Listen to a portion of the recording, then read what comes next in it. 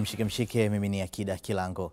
Mchezo wa nusu fainali ya kombe la shirikisho la CRDB Bank unatarajia kuchezwa kesho katika dimba la Tanzanite Kwaraa mjini Babati mkoani Manyara, wakikutanisha Simba Sports Club dhidi ya Singida Black Stars. Kutoka Babati, Hassan Ahmed amehudhuria mkutano wa klabu hizo na waandishi wa habari kuelekea mchezo wa kesho na kutuandalia taarifa ifuatayo.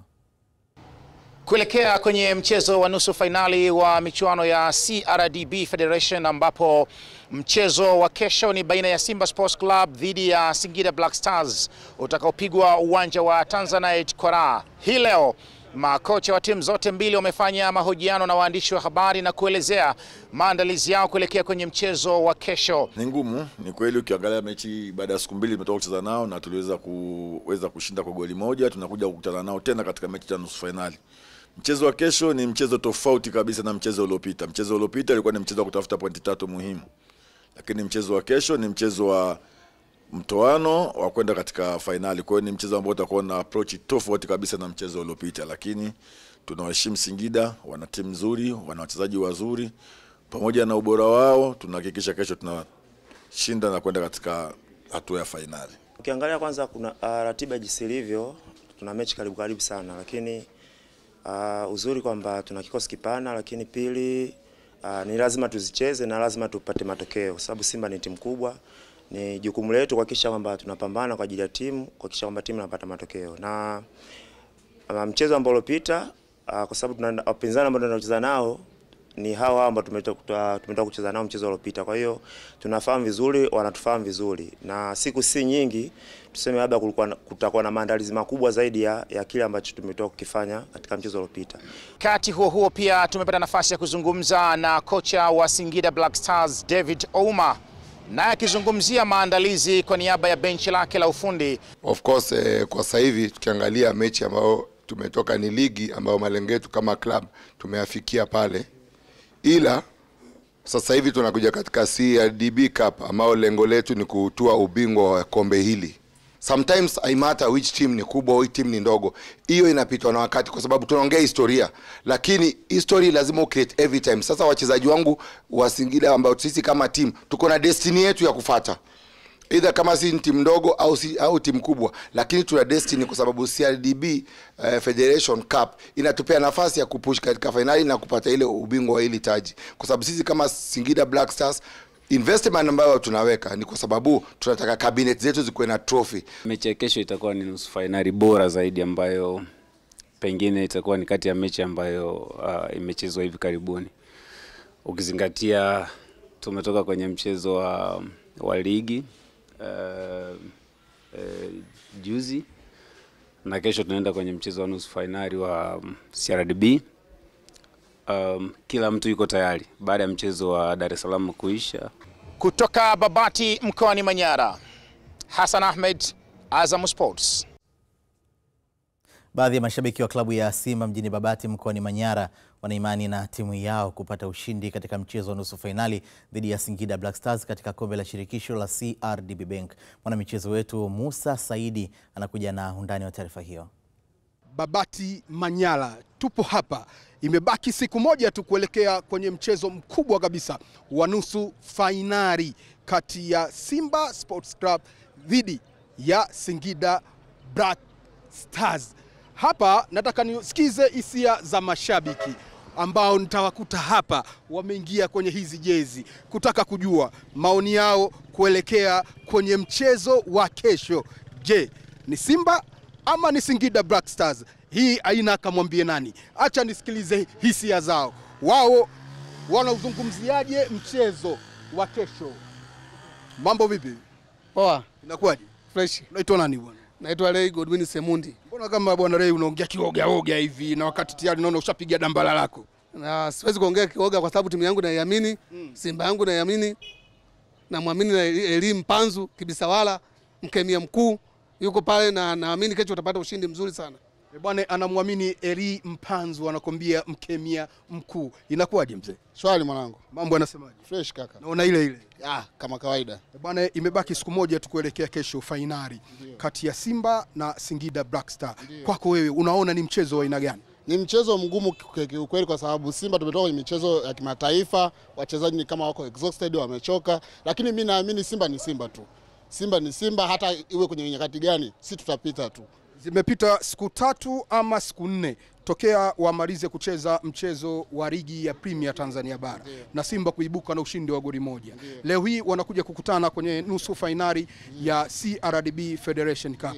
Unaona hautakuwa mchezo mgumu kwa timu yako? Mchezo utakuwa ni mgumu kweli, lakini sisi tunasema Simba ni Simba tu, na kesho tunaenda kuzima zile kelele za Yanga kwa sababu tunajua waloko nyuma ya Singida ni Yanga. Wanapiga kelele tu, lakini kesho tunaenda kumaliza. Na muamini naamini chama langu. Simba ni kila kitu. Kwa maana ubaya ubwela huko. Ubwela lazima uendelee kesho.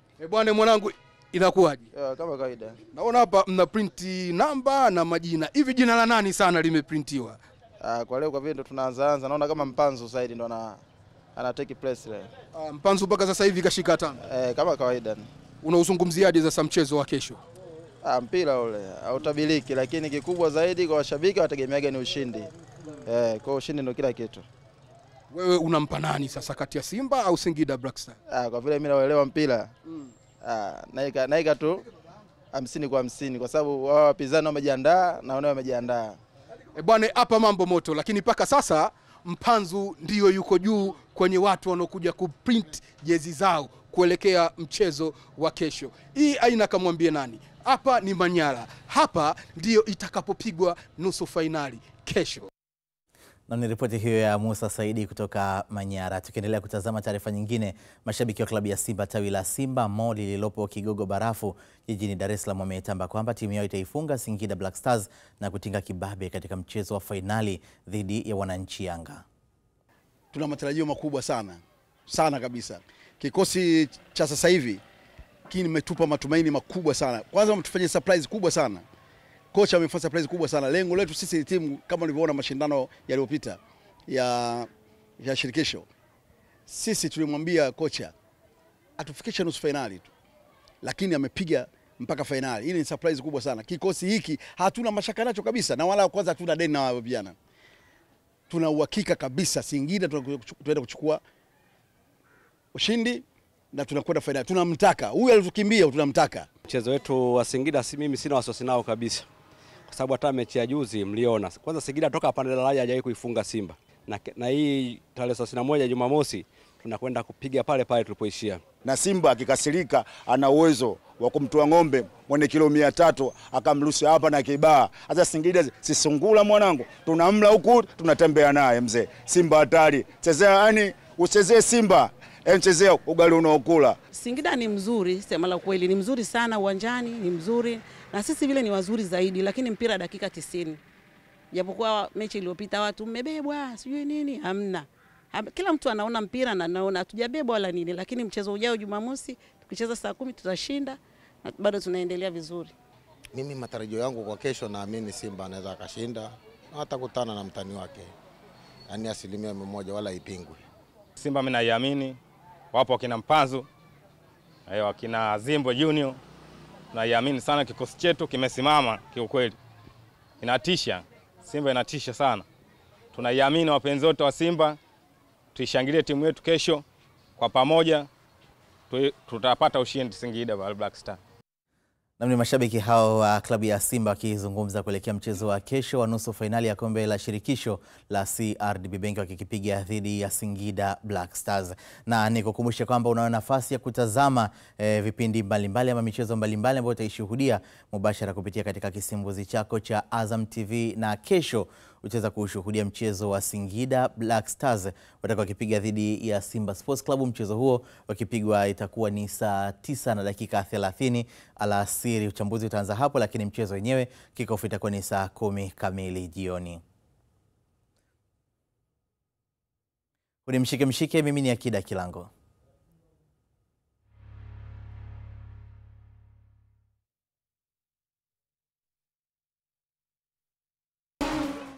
Naam, nikukaribisha tena katika mshike bado upo na Akida Kilango. Joto la nusu fainali ya pili kombe la shirikisho la CRDB Bank kati ya Simba Sports Club na Singida Black Stars limezidi kupanda, na huko mkoani Dodoma baadhi ya wabunge ambao ni mashabiki wa timu hizo wametambiana, kila mmoja akiamini timu yake itatinga fainali. George Mbara ametuandalia taarifa ifuatayo. Masaa ya kuhesabu kabla ya dimba la Tanzania kwa raha Babati kushuhudia nyasi zake zikiwaka moto, mafahari wawili Simba na Singida Black Stars wakiumana. Homa ya pambano hilo imezidi kupanda hadi kwa wabunge Dodoma, wakiwemo hawa mashabiki wa Simba. Game yetu na Singida Black Stars ni bahati mbaya tu, Singida Black Stars wameangukia mikononi mwetu. Utakumbuka kwamba juzi tumetoka kucheza finali, kwa hiyo bado tuna hasira, bado tuna moto. Kwa hiyo ni lazima hiyo timu itaumia, lakini pia na Yanga wajiandae kwa sababu tumeahidi, tulisema tunabeba. Kama hatukubeba ile iliyopita, hii sasa tunabeba. Mimi niwatakie tu Singida mchezo mwema wa mafunzo, kwa sababu huwezi kusema kwamba Simba aenda kushindana na Singida. Simba kesho tunashinda tu. Bado tuko moto. Tumetoka katika moto na bado tuko moto. Kwa hivyo kesho tunajua tutashinda tu kwa uwezo wa Mwenyezi Mungu. Wabunge wa Singida na mashabiki wa timu zingine nao hawakuwa nyuma, wakitamba ni muda wa kulipa kisasi. Niwaambie wana Simba, tunajua michezo yao wana Simba tunaifahamu. Sisi hata mechi iliyopita na wenyewe wanajua mechi iliyopita ya ligi tulionyesha uwezo mkubwa. Kama sio namna ambavyo zinaendelea kwenye mchezo hatutaki kuzungumza sana, lakini safari hii tunashinda mechi hii. Na kwa kuwa tutashinda mechi hii, na wana Yanga pia nao wajiandae. Ni watakie ushindi mkubwa wenyeji Singida Big Star kwa sababu tunataka tuone flavor yao watakapoenda kucheza nje. Hata hivyo, angalizo linatolewa kwa mchezo huo kuzingatia sheria 17 za mchezo wa soka kwa waamuzi, wachezaji na mabenchi ya ufundi ili kulinda hadhi yake. Timu zote squad zao kwa kweli zina wachezaji ambao wa viwango ambavyo ni vya kuridhisha. Jambo moja tu mimi wito kwangu, mara nyingi tumeona malalamiko kutoka kwa waamuzi watakaopangwa, basi wajitahidi kuchezesha kwa weledi, kwa ufanisi na kwa fairness. Pasiwepo na yale, waamuzi ni binadamu, sio robot, sio mashine, lakini yawe yale mapungufu ya kawaida, sio mapungufu ambayo yanaharibu mchezo. Nusu finali ni mchezo mkubwa. George Mbara, Azam Sports, Dodoma. Baada ya kupata ripoti hiyo ya George Mbara, muda huu hapa studio naungana na Philip Nkini kwa ajili ya kuweza sasa kuanza kutazama kile ambacho tunategemea kukipata katika mchezo wa kesho. Karibu sana. Asante kaka. Mambo safi kabisa. Tumesikia walichozungumza makocha kuelekea mchezo huo, lakini hata wabunge ambao tumetoka kuwatazama muda mchache uliopita. Kwa hisia, naweza nikasema ni mchezo ambao umeteka hisia za wengi. Uko sahihi. Sababu ukiwasikiliza makocha, kila kocha anaamini ya kwamba timu yake ni bora, lakini anatahadhari kupitia kwa mpinzani. Sikia kocha wa Singida David Ouma anasema kwamba wanahitaji angalau kabati lao liwe na kombe moja. Kwa hiyo nafikiri ni kitu ambacho wamekipania kwenda finali. Lakini ukimsikia Matola anasema pamoja na kwamba mchezo back to back, lakini wanahitaji pia kushinda mechi ili angalau waende finali, alafu kwenye finali watajua nini kitakachotokea. Lakini kwa vikosi Singida wana kikosi kipana, vivyo hivyo kwa upande wa Simba nao pia wana kikosi kipana. Umezungumzia na tulikuwa tunamtazama David Ouma kwa namna alivyokuwa anazungumza. Umetumia neno kupania. Hii haiwezi kuwa na madhara kwao? Hapana. Ukishafika kwenye hatua ya nusu finali, yani kuna maneno ambayo unaweza ukayazungumza haumaanishi kile ambacho mashabiki wa nje wanamaanisha. Kupania mara nyingi kwa makocha ni ile ari ambao wanawapa wachezaji. Shabiki akisema kupania anakuwa anamaanisha tofauti na kocha anasema anamaanisha tofauti. Sababu makocha mara nyingi anaamini ya kwamba wachezaji wake wakijitoa kwa 100% wana uwezo wa kushinda. Nafikiri ndio kitu ambacho alikizungumza. Sidhani kama kina athari kubwa sana kwenye mchezo. Na tukitazama swala lingine kubwa Nkini kuelekea mchezo huu. Simba ni wazi kwamba mara ya mwisho kucheza finali za kombe la shirikisho wakati ile kiitwa Azam Sports Federation Cup ilikuwa 2021 walipopata ushindi wa 1-0 dhidi ya Young Africans, lakini hapa katikati hawajacheza kwa muda mrefu licha ya mashabiki kuzungumza kwamba hakuna wanachodai timu yao. Hii yawezekana ikaleta pressure kwa namna moja ama nyingine kwa vijana wa Fadru. Kwa target za timu nafikiri ni pressure, wala sio swala kuuliza sana, sababu hauna uhakika mpaka sasa hivi wa kuchukua ubingwa wa ligi kuu. Kwa hiyo lazima uangalia kwamba angalau upate kombe moja. Yaani Simba kukosa ubingwa kombe lolote msimu huu ina maana litakuwa ni pigo kwa kama watachukua ligi kuu, wakikosa FA labda watakuwa na kitu cha kujifariji. Lakini kama wakikosa ligi kuu alafu wakachukua FA watakuwa wana sababu ya kusema, kwa sababu nafikiri wanaenda kutafuta ubingwa wao wa 5 sasa hivi ambao wamezidiwa na Yanga. Yanga ameshachukua ubingwa mara 6 na Yanga ameshaenda finali. Kesho anakaa mezani ya kila popcorn kusubiri anaenda kucheza na nani kwenye mechi ya finali. Unaitazama nusu finali ya aina gani kesho? Mechi ngumu. Mechi ngumu kwa timu zote kwa sababu tumeshaona hatua ya mechi ya ligi ambayo imemalizika. Ndio nafikiri ndio mechi ambayo pia imekuwa na maneno mengi sana kuliko na mechi kuonesha zote. ugumu huo. Yeah. Tutazame kwanza kile ambacho wamekipitia mpaka kufika hapa walipofika.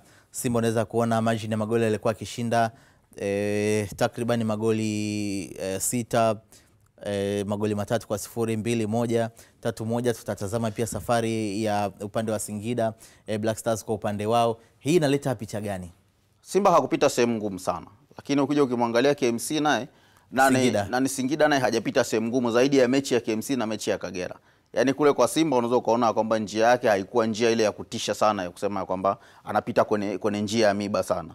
Na hata Singida naye njia yake sio ya kutisha sana isipokuwa hizo timu mbili ambazo wanacheza nazo ligi. Kwa hiyo mechi ambao wanaitazama wote wawili ambayo itakuwa ni big match, nafikiri ni hii ambayo wanaenda kucheza. Basi na shaka umeona pia kwamba Singida hadi kufika hapo wavu wao haujaguswa. Hawajafungwa, lakini Simba kule nafikiri wameruhusu magoli mawili. Pamoja na kwamba njia yao pia nao sio ngumu sana. Idadi ambayo katika mashindano mengine ndio Singida waliwachangia Simba katika msimu huu. Kwenye mechi zote zile za ligi, kwenye mechi zile za ligi kuu. Lakini kingine faida ya Singida, anarudi pale kwa raha mara ya pili. Msimu uliopita alikuwa pale alitolewa na Yanga hatua hii ya nusu finali akiwa anaitwa EF. Kwa hiyo nafikiri ni uwanja ambao yeye atakuwa ana faida nao zaidi, ameshauzoea. Mkini tuliuliza swali kupitia katika kurasa zetu za mitandao ya kijamii na yapo ambayo mashabiki wetu waliweza kuandika kupitia katika kurasa hiyo. Tutatazama swali hapa ili tuweze kungamua kwa pamoja kile ambacho kimeandika. Swali lilikuwa likiuliza, kesho ni zamu ya CRDB Bank Federation Cup, Simba Sports Club versus Singida Black Stars. Je, timu ipi itaifuata Yanga Sports Club katika finali? Swali lilikuwa ni hilo. Tutazame sasa maoni ambayo tumeandikiwa na watazamaji wetu. Huyu tukianzia Facebook, Chata Black TZ anasema lolote linaweza kutokea, ingawa kwangu mimi mkubwa ni mkubwa tu, kwa hiyo bado naipa nafasi Simba kwa sababu wanaweza kutumia ukubwa wao kupata matokeo mazuri. Lakini Sharani Makerere anasema timu zote zina vikosi vizuri, zina top players ambao wanaweza amua matokeo muda wowote. Kwangu mimi kocha atakayeingia na mpango kazi mzuri ndo ataibuka na matokeo mazuri. Lakini Justin Kawaya wa Kawaya Buchani Moshi, naiona dabi ila kwa mbinde sana. Kesho kitakachoamua mshindi ni uchovu wa timu moja kushindwa kudhibiti mianya katika safu ya kiungo. Ni maana ambayo ameweza kutuandikia kupitia katika ukurasa wetu wa Facebook. Lakini tutazame maoni kupitia Instagram. Huyu ni Kawelu Blessings anasema kama kawa kesho ni ubaya ubwela, finali wakifika Simba itakuwa na mvuto zaidi kuliko Singida Big Stars. Sijui mnanielewa. Lakini Dulayo, kila timu ina nafasi hiyo ya kutinga finali muhimu, kuzitumia vizuri nafasi watazopata. Lakini Maulid Omi anasema Singida kama watakubali kuleta timu wataonyesha ushindani, ila Simba favorite popote. Vamos Mnyama huyu ameandika hivyo. Lakini tuhitimishe kwa kuangalia X zamani Twitter kile ambacho umeweza kutuandikia hapo. Bosco Watson anasema itategemea timu ipi imejipanga vizuri kwa ajili ya mechi husika. Simba versus huyu ni Emmanuel Mtinya anasema Simba versus Singida, binafsi naona kila timu ina nafasi sawa. Uzoefu dhidi ya kiu ya mafanikio ni 50 kwa 50, yote anaweza kuivaa Yanga finali. Wakati Liquidito anasema naona Simba wakitinga finali kulingana na ubora wa kikosi walichonacho, hasa kwa upande wa mbele na kocha. Mkini kwa dakika moja ni kipi ambacho umeweza kukingamua hapo? Kuna watu wawili. Kuna huyu aliozungumzia 50 kwa 50, alafu kuna mtu amezungumzia kwenye eneo la kiungo. Nafikiri amezungumzia eneo la kiungo kwa sababu aliona mechi iliyopita ya ligi. Mechi iliyopita ya ligi ya Singida na Simba ilitawaliwa kwenye eneo la kiungo. Yule alosema kwamba atakayetetereka kwenye eneo la kiungo atapoteza mechi, nafikiri yuko sahihi. Lakini ukitazama maoni mengine yote yamekaa vizuri, kila mtu ana mtazamo wake, lakini wengi wakionekana kuipa Simba nafasi. Lakini kuna mmoja amesema ya kwamba mechi ni 50 kwa 50. Mechi 50 kwa 50, nafikiri kwenye hatua hii ambao wamefikia hakuna timu hata moja unaweza kusema kwamba fulani ana nafasi ya kwenda finali. Yaani unaenda hapa unaenda kushinda kutokana na ubora wako ambao unao uwanjani. Naam, nikushukuru sana Philip Nkini kwa sasa. Nakushukuru sana. Naam, huyo ni mchambuzi wangu Philip Nkini, umeweza kumtazama hapo akitupitisha katika kile ambacho tumetoka kukitazama kuelekea mchezo wa kesho wa nusu finali kombe la shirikisho la CRDB Bank. Na muda huu naungana na ofisa habari wa Singida Black Stars Hussein Masanza. Masanza, kwanza habari ya Manyara? Manyara kwema kabisa ndugu yangu. Huku hali ya hewa safi kabisa. Umesema hali ya hewa ni safi, pasina shaka tayari kikosi pia tumeshuhudia kikiwa kimefika hapo. Kocha amezungumzia kuelekea mchezo wa kesho. Kwa mujibu wa ulivyozungumza na wachezaji, kwa sababu wewe ni ofisa habari unapata nafasi hiyo, ni kipi ambacho wanakizungumza hasa mara baada ya kocha David Ouma kusema kwamba makabati aliyopo Singida Black Stars inabidi sasa ufike wakati vikombe vianze kuingia hapo? Kocha anaakisi maono na vision ambayo tuko nayo kama timu. Ni kweli makabati yetu yanahitaji sana hizi tuzo, haya mataji, makombe na vitu ambavyo vinaenda kutengeneza historia yetu kama timu. Mtafahamu tuna project kubwa ya uwanja ambao tumeutambulisha kule nyumbani Singida.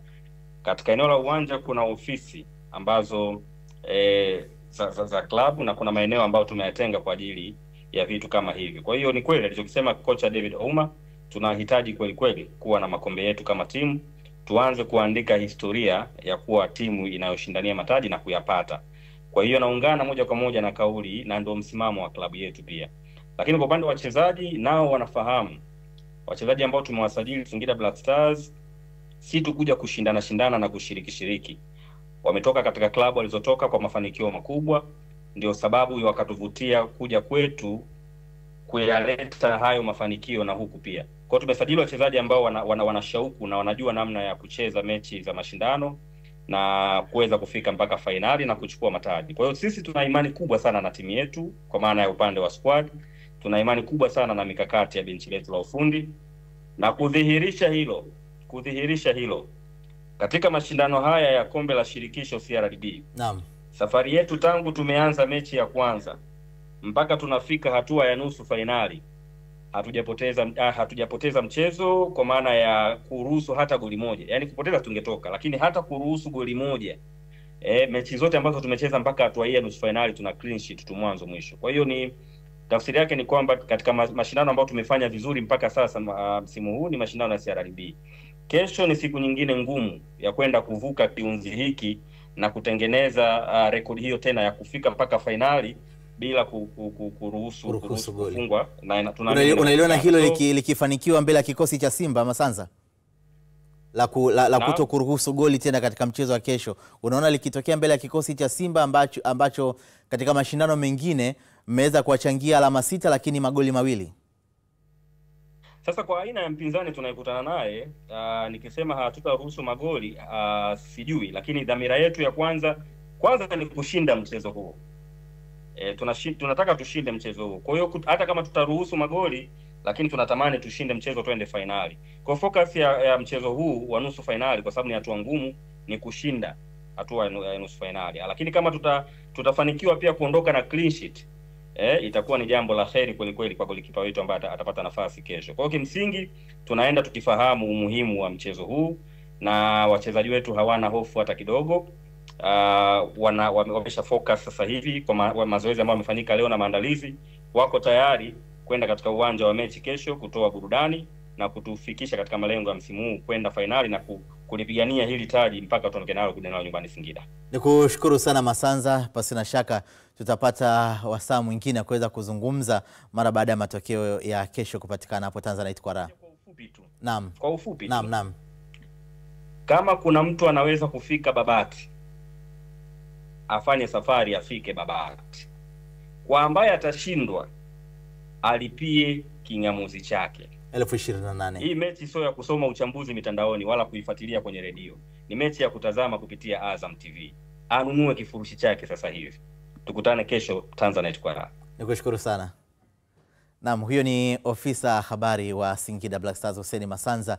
Tumetoka kumtazama hapo akizungumzia maandalizi lakini utayari wao kuelekea katika mchezo wa kesho. Haya ni miongoni mwa yale ambayo tumeweza kuyapata hapa katika mshike, lakini tutakaporejea mara baada ya kutoka mapumziko, miongoni mwa yale tutakayofahamu ni pamoja na haya. Gor Mahia yaita mashabiki wake uwanjani katika mchezo wa dabi ya mashemeji Jumatatu. Na Azam FC yakiri haikuwa rahisi kwa kutoa ubingwa wa ligi ya vijana.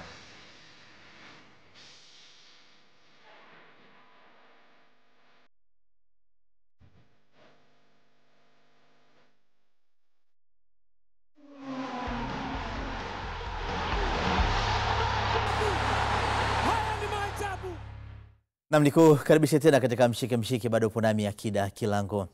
Kikosi cha Simba Sports Club pamoja na kile cha Singida Black Stars vimefika dimba la Tanzanite kwa raha kwa ajili ya kuangalia mandhari ya uwanja huo kuelekea katika mchezo wao wa kesho, kama anavyotuarifu Hassan Ahmed.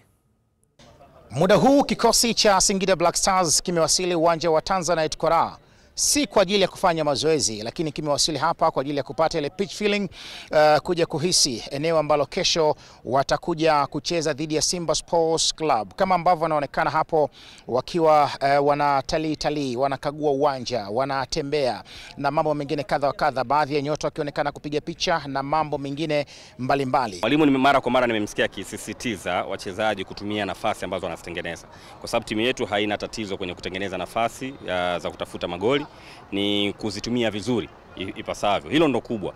Kwa mchezo wa kesho mashabiki watarajie kuona mabadiliko makubwa ya kiuchezaji. Kikosi cha Simba hivi sasa kimewasili kwenye uwanja huu wa Tanzanite kwa raha hii leo, si kwa ajili ya kufanya mazoezi kama ambavyo wanaonekana nyuma yangu hapa. Wamekuja kwa ajili ya kufanya ile pitch feeling. Wachezaji takriban wote wa kikosi cha Simba wako hapa kwa minajili ya kuona namna ambavyo wanakwenda kuhisi eneo ambalo kesho watalitumia kwenye mechi ya nusu finali kati yao dhidi ya Singida Black Stars.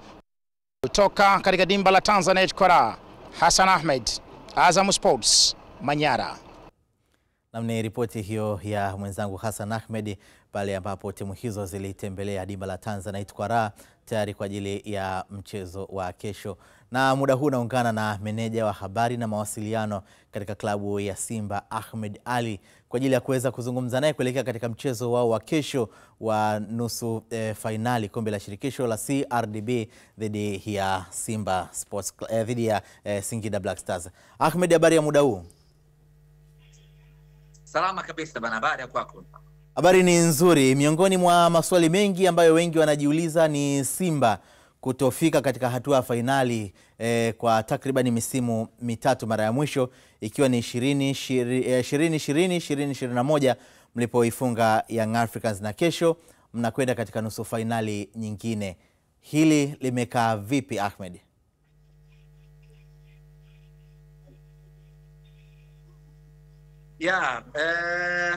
Kwanza maandalizi yetu yamekamilika na mpango wetu ni kupata ushindi katika mchezo huo.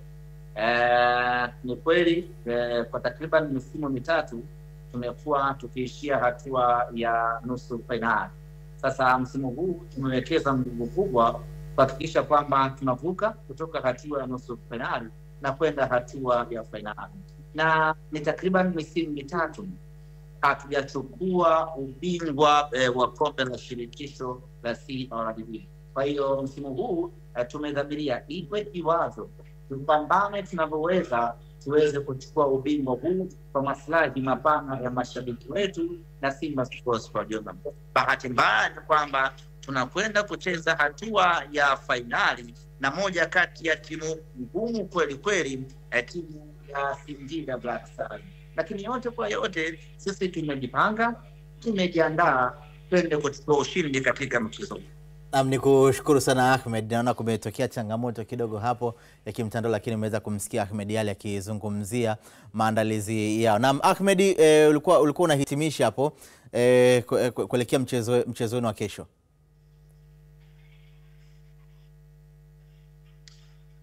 Niseme tu kwamba mchezo wa kesho ni mchezo mgumu sana. Ni vyema kila mwana Simba akaelewa hilo, na ugumu wa mchezo huu upo katika maeneo matatu.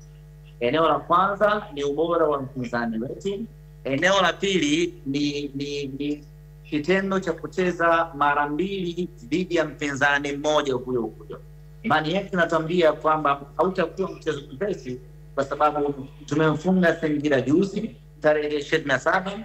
Atakwenda kufanya marekebisho, atakwenda kuongeza ubora kwenye timu yake, na hatakuwa tayari kupoteza kwa mara ya pili ndani ya siku 5 pekee dhidi ya mpinzani mmoja. Na sehemu ya tatu ambayo inafanya mchezo huu kuwa mgumu, huu ni mchezo wa nusu finali. Duniani kote kwenye mpira wa miguu, hatua ya nusu finali ni hatua ngumu kweli kweli, kwa sababu kila timu inaona ya kwamba ninakaribia mafanikio, acha niongeze juhudi na nguvu kuyafikia mafanikio. Kwa hiyo inapelekea mchezo unakuwa mgumu kweli kweli, lakini lazima Singida atambue ya kwamba anacheza na mwana fainali ya CAF, anacheza na timu bora nchini Tanzania hivi sasa, anacheza na timu kubwa nchini Tanzania. Kwa hiyo mechi itakuwa ngumu, lakini sisi tunayo imani na matumaini makubwa ya kwamba tuna uwezo wa kufanya vizuri, kwa maana ya kupata ushindi na kwenda fainali kwa mapenzi yake Mwenyezi Mungu. Kuna wachezaji wote ambao mtawakosa mchezo wa kesho? Wachezaji wetu wote wako salama, namshukuru Mwenyezi Mungu, wote wako vizuri tayari kwa ajili ya mchezo huu. Nikushukuru sana Ahmed Ali. Asante sana. Nam ni meneja wa habari na mawasiliano klabu ya Simba Ahmed Ali. Umeweza kumsikia hapo akitupitisha katika yale ambayo wanayafanya wamejiandaa nayo kuelekea katika mchezo wa kesho. Turejee hapa nyumbani sasa. Azam TV imejipanga kuonesha kwa ubora wa hali ya juu mechi 8 za ligi kuu ya NBC zitakazochezwa saa 10 jioni kwa pamoja, Juni 18 mwaka huu na Juni 22 mwaka huu, ikiwa ni mzunguko wa 29 pamoja na ule wa 30. Afisa mwendeshaji mkuu wa Azam Media Limited division ya maudhui na utangazaji Yahya Mohamed amesema wamejipanga kuonesha mechi 8 wakati mmoja zikiwa katika ubora wa hali ya juu unaofanana, yani full HD.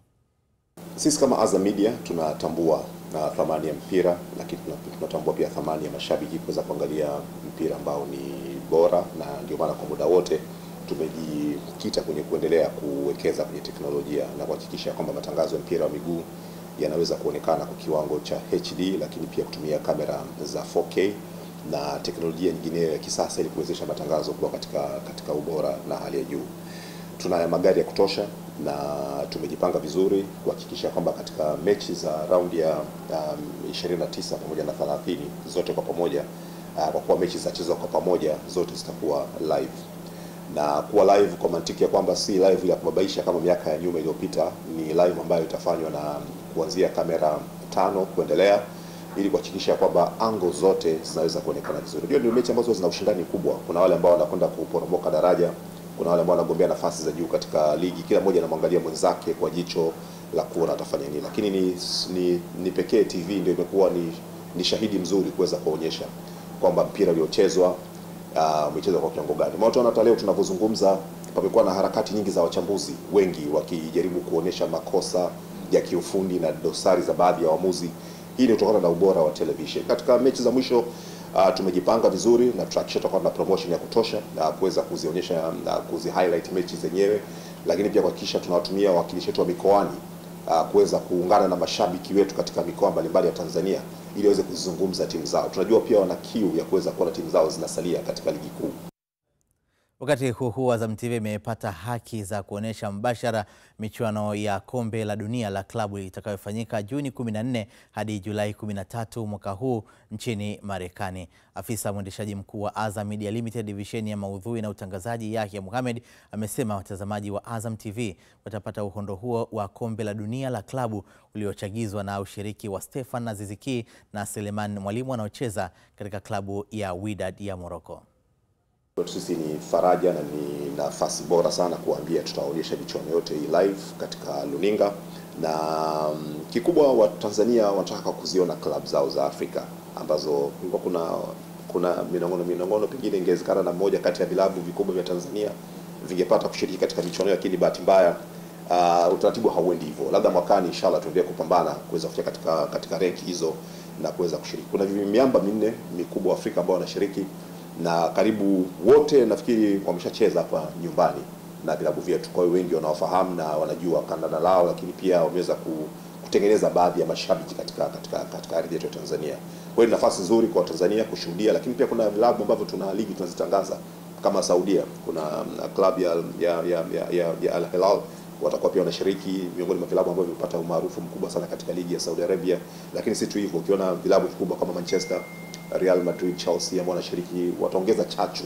Kwa hiyo kuziona klabu hizi ambazo wamekuwa hawazipati ladha katika channel mara kwa mara, ni nafasi kubwa kwa wateja wetu wa Azam kusubiri hili, lakini pili kusubiri uchambuzi ambao ni bora wa wachambuzi wetu ambao tumewa line up kuweza kuifanya kazi kwa ubora zaidi, lakini pia matangazo haya katika kiwango bora cha HD. ukiwa unayapata katika kiwango cha HD, hata ukiwa na screen yako kubwa nyumbani unaangalia, licha ya mambo mengine, lakini pia ni burudani tosha na kufanya kuendelea kutunza macho yako Alwatan. Kama unaweza kuyatunza macho yako kuangalia vitu bora, basi Azam ndio nyumbani kwao. Na tukiendelea kutazama mengine katika mshike, baadhi ya wachezaji wa Gor Mahia wamewataka mashabiki wa klabu hiyo wajitokeze kwa wingi katika mchezo wa dabi ya mashemeji dhidi ya AFC Leopards utakaopigwa Juni 2 dimba la Homa Bay Raila Odinga na kuonyeshwa mubashara kupitia chaneli ya Azam Sport 3 saa 9 mchana. Anything can happen, so tunajisukuma tuchukue 9, hiyo pande nyingine atuangalie, lakini ni imani tu sasa inasimama. Chochote kinaweza fanyika. Bado tunatarajia ushindi, kupata ushindi juu tunajua ligi jaisha na tunaelekea dabi, na dabi inachezwa nyumbani. So kama wale wachezaji wa timu wa Gor Mahia, kila mtu ako tayari kujipanga na tuko tayari. Hakuna mwenye anaweza pata ushindi huko nyumbani. Tunaenda huko kung'ang'ana tupate ushindi kwa hii dabi juu Homa Bay ndio Gor Mahia huko ndio ilitoka. It's not going to be an easy match. Being that we are playing on a home soil, kile naweza sema ni kule mashabiki watakuja kwa wingi. Tunawashukuru sana kile wamekuwa wakifanya hapo awali. Hii derby, jinsi kama tunavyoangalia kama wachezaji, ni lazima tushinde. Lazima tushinde. We don't have any excuse because we have to win the rest of our matches. Mechi zijazo zimebaki 3, lazima tuzishinde zote. Mimi nafurahia sana. Najua watakuja wengi na waje kwa wingi, nami tutawafurahisha sana. Yeah, tuna expect mafans wakam, ni game kubwa. Tunajua zimebaki game 3 ligi ishe, so tenda one game at a time. But naomba mafans wakam Homa Bay, uko short wapea win. Mashabiki wote tokea Homa Bay, Nairobi, sio Homa Bay peke yake, kila pembe wa nchi tunaomba mfike Homa Bay. Watu wajaze kiwanja. Tuweze kupata nini? Furaha kuona Gor Mahia nyumbani na tupate ushindi. Naweza waambia waje kwa wingi. So tunahitaji support yao sana na sana. Itatusaidia kwa hizi game 3 zimebaki. Moso mashemeji cause yeye kuna mambo mingi nini urival nini. So sisi tunaomba wakam. Wakikuja itakuwa poa sana. Tutawarudishia mkono pia kwa kushinda. Namna nikufahamishe tu kwamba dabi hiyo utaweza kuishuhudia kupitia kisimbuzi chako cha Azam TV kwa kulipia shilingi 28,000. Huu ni mshike, mimi ni Akida Kilango.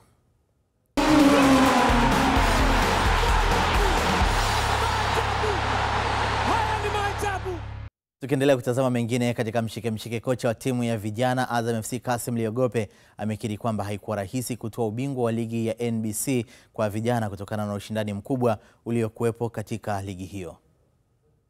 Ilikuwa na ugumu kwa sababu ni kituo, na bahati nzuri mimi nawajua Fountain Gate. Na wao ni kama the same na nini kwamba mna? Yes, wao na academy wameinvest muda mrefu, lakini ukiachilia hivyo wenyewe wao walikuwa nao Feda Club, yani wale wachezaji ambao wanawazalisha wengi walikuwa wanaenda kucheza timu yao daraja la kwanza. Wakati nikiwa Dodoma wenyewe ndio walikuwa pale Dodoma. Kuna muda wakati wakiwa Gairo tulikuwa naenda kucheza nao sana mechi ya kirafiki. Kwa hiyo wachezaji wao wengi vijana walishapata experience. Kwa hiyo nilikuwa najua naenda kucheza na timu ya aina gani, naenda kucheza na wachezaji wa aina gani. Ndio maana kwangu ukiangalia game kipindi cha kwanza nilicontrol game, nilitengeneza nafasi nyingi na nilimaliza mechi kipindi cha kwanza, na nilijua kipindi cha pili watakuja kwa namna ya kuweza kutafuta, lakini ukiangalia wachezaji wangu wameonyesha ukomavu, waliweza kudefend kwa muda mrefu, lakini pia walibaki katika mpango wangu. Na kitu ambacho niwapongeza hata wachezaji wangu, haya ni mashindano watu wanachukulia madogo. Haya ni mashindano makubwa sana kwa sababu mnacheza ligi, mkishamaliza ligi zinapatikana timu 8 bora, then mnacheza tena hatua ya makundi, mnapata mechi, lakini pia mnaenda kwenye semi-final na final. Timu nyingi ambazo zimewekeza kwa muda mrefu ndio unaona kwa sasa ndio zinapata matunda. Ukiangalia Fountain Gate, wanao walimu wanakaa pale kwa pamoja muda mrefu. Sisi ni tunakaa pamoja kwa muda mrefu. Kagera Sugar walikuwa mabingwa mwaka jana, wenyewe nao wanakaa pamoja kwa muda mrefu. Ken Gold wenyewe pia timu yao ya vijana ilikuwa vizuri. Kwa hiyo zile timu ambazo zimewekeza vizuri ndio zimeweza kufanya vizuri, na bahati nzuri kwenye haya mashindano ya under 20 huku wenyewe yani kwamba hawaangalii jina la timu. Unaweza ukaiona timu ndogo kama Dodoma, kama Tanzania Prison. Tukitazama mengine katika mshike, vijana wa kata ya Msanga Mkuu, halmashauri ya manispaa ya Mtwara Mikindani wamehamasishwa kushiriki katika michezo mbalimbali licha ya kuendelea na shughuli zao za uvuvi. John Kasembe anakuja na undani wa taarifa hiyo. Hili ni dabi la watani wa jadi kata ya Msanga Mkuu, halmashauri ya manispaa ya Mtwara Mikindani, wakishiriki katika tamasha la kuinua vipaji na michezo mbalimbali iliyoanza katika viwanja vya Msanga Mkuu. Lengo kubwa, watu ambao tumewaalika katika viwanja hivi waweze kuangalia soka, waweze kufurahia soka la visiwa hivi, ili pia wabebe ujumbe na wao wawe mabarozi katika maeneo haya. Vijana tuliokuwa nao ni kwanza tunawaanzisha. Kwa hiyo kikubwa tunachokihitaji ni kuwatoa sehemu hapa walipo na kuwapeleka sehemu nyingine. Akifungua rasmi mashindano hayo, diwani wa kata hiyo amezitaka jamii kushiriki kamilifu mazoezi, akiwaasa vijana kuachana na mienendo inayoshirikisha uvunjivu wa amani. Kubwa zaidi michezo kwa sasa ni ajira. Kwa hiyo tunategemea msiishie hapa. Tunategemea watu waajiriwe, wacheze timu kubwa ili na sisi tuweze kujivunia kwenye kata yetu ya Msanga Mkuu. Naomba watu wa michezo, wana Msanga Mkuu kwa ujumla, tujitahidi kuitumia hii michezo ili tuweze kujenga amani. Lakini vile vile kupitia michezo hii tusaidie sisi sasa kuweza kutoa uhalifu, kuweza kutoa taarifa mbalimbali ambazo zinazohusiana na uhalifu. Bonanza hilo lililoanza linatarajia kuwa endelevu na kuwaburudisha wakazi wa kata hiyo inayoishi kando kando ya bahari ya Hindi, na shughuli yao kubwa ni uvuvi. Nikiripoti michezo kutoka Mtwara, John Kasembe, Azam Sports. Serikali ya wilaya ya Magu mkoani Mwanza imezitaka kampuni na wafanyabiashara wilayani humo kuweza kuzisaidia taasisi zinazoibua na kukuza vipaji vya michezo ili kukuza soko la ajira. Mweta Sports Center imekumbana na changamoto kadhaa ambazo zimekuwa kikwazo kwa maendeleo ya haraka ya kituo.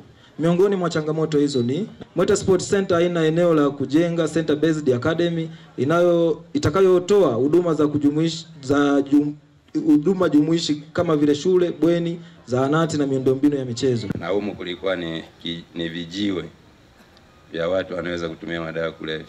Lakini wengine tukasema hapana. Tukija kwenye uwanja sisi tunakuja kufanya program kwa ajili ya maisha yetu na ndoto zetu mwisho wa siku ziweze kutimia.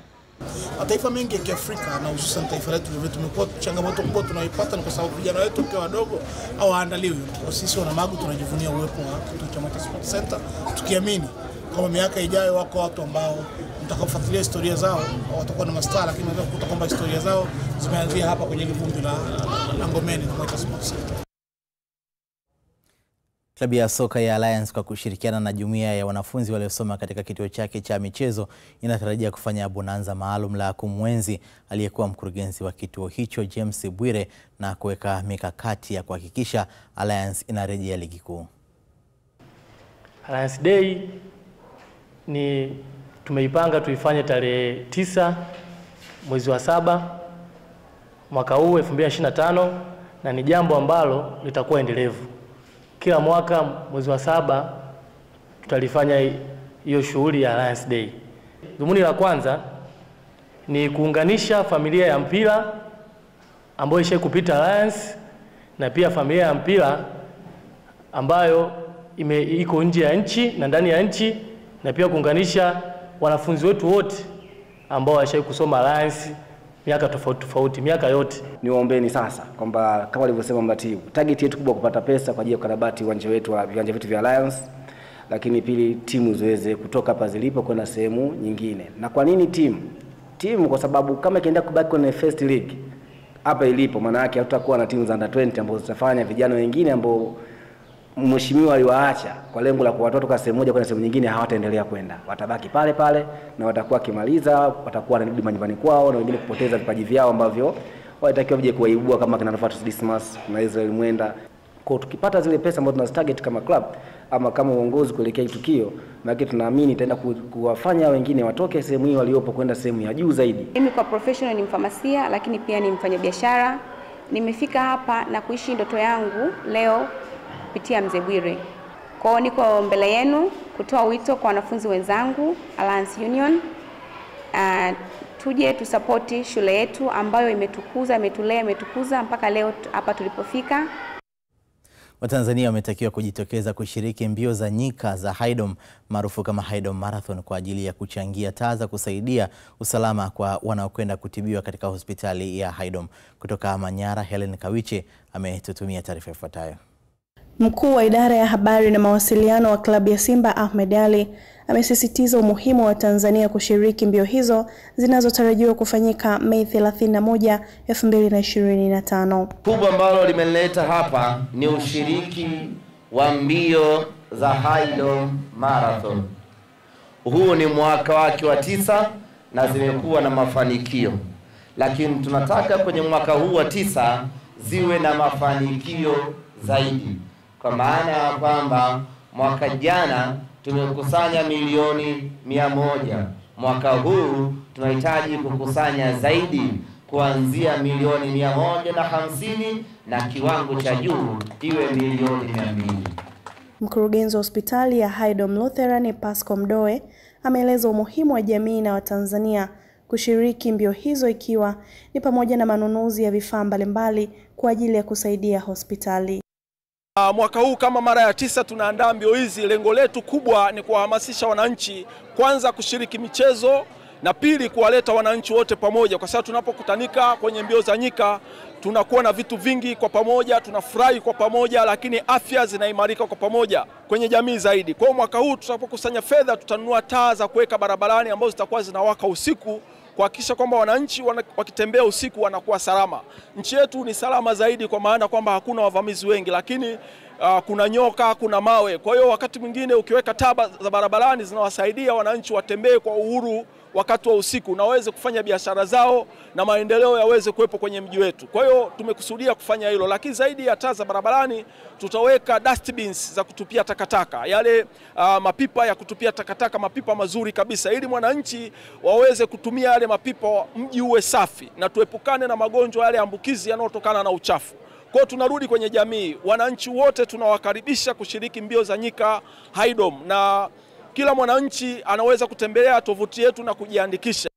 Tukiendelea kutazama mengine katika mshike uongozi wa The Runners Club wakishirikiana na waandaaji wa mbio za Absa Dar City Marathon umetoa msaada vifaa tiba katika hospitali ya Mnazi Mmoja, lengo likiwa ni kurejesha kwa jamii.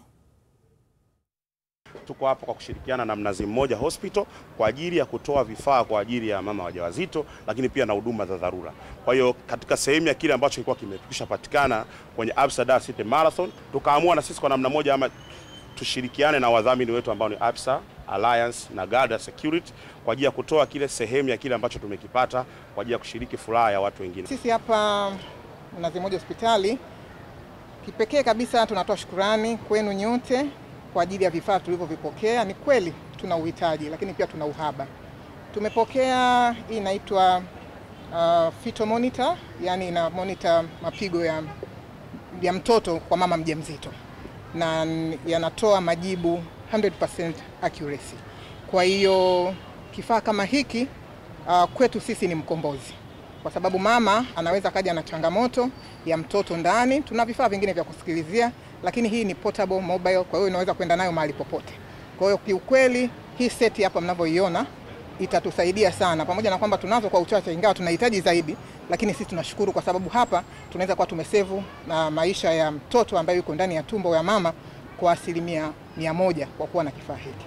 Kwa hiyo katika huduma ya mama na mtoto kupitia ofisi ya mganga mkuu wa wilaya pamoja na hospitali ya Mnazi Mmoja tunawashukuru sana.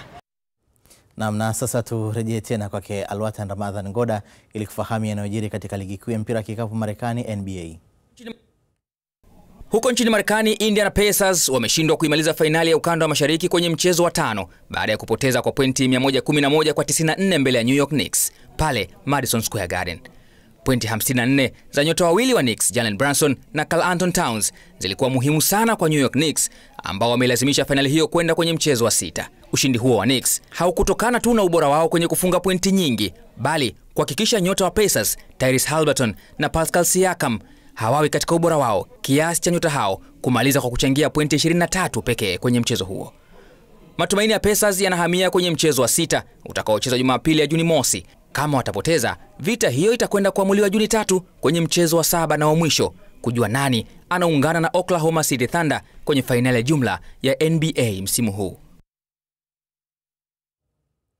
Nyota wa klabu ya Manchester United Bruno Fernandes ameonyesha nia ya kuihama klabu hiyo na kujiunga na kutimkia katika klabu ya Al Hilal inayoshiriki katika ligi ya Saudi Pro League inayokujia mbashara kupitia katika kisimbuzi chako cha Azam TV. Taarifa ya kuondoka kwake inafuatia wawakilishi wake kufanya mazungumzo na uongozi wa Al Hilal ili aweze kushiriki katika kombe la dunia la FIFA ngazi ya klabu, michuano ambayo utaishuhudia mubashara kupitia katika kisimbuzi chako cha Azam TV.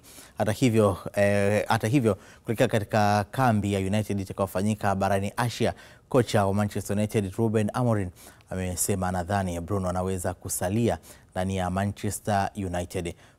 Fernandes amekuwa nahodha katika kikosi cha Manchester United na amekuwa akitekeleza vema majukumu yake licha ya kwamba hadi sasa bado hajaonyesha nia yote ya kuweza kuongeza kandarasi au la. Naam, huu ni mwisho wa mshike, lakini kwa sasa si vibaya nikakukumbusha miongoni mwa yale ambayo tulikuwa nayo usiku huu. Kesho katika nusu fainali ya pili kombe la shirikisho la CRDB Bank, Simba ikikutana na Singida Black Stars. Azam FC ajipanga kuonesha mbashara michezo ya kombe la dunia. Na uhondo wa ligi ya mpira wa kikapu Marekani NBA wazidi kushika kasi. Kufika hapo hakuna la ziada katika mshike. Kwa niaba ya timu nzima iliyoshiriki kukuandalia, mimi ni Akida Kilango, uwe na usiku mwema.